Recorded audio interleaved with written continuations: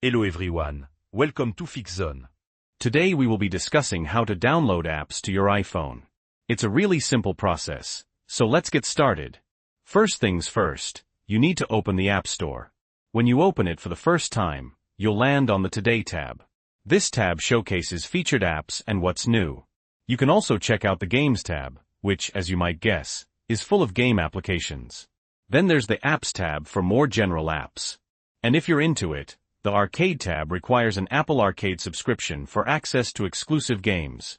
Now, let's say you already know what app you want.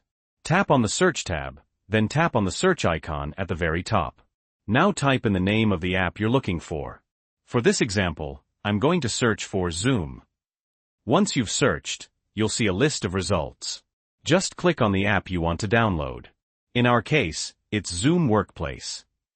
Once you're on the apps page, you can scroll down to see more information about it, screenshots, reviews, the whole shebang. But to actually download it, scroll back to the top, or you can just tap on the blue Get button.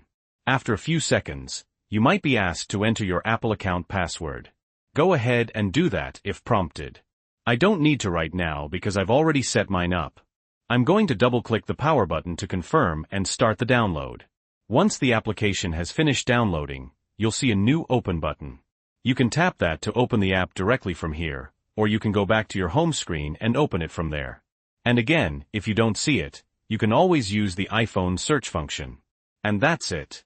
Once you've opened the app, you can go ahead and start using it just like you normally would. So that's how to download apps on your iPhone. If you found this video helpful, please leave a like. And if you have any questions or comments, feel free to leave them down below. Thanks for watching FixZone. Don't forget to subscribe for more helpful tech tips.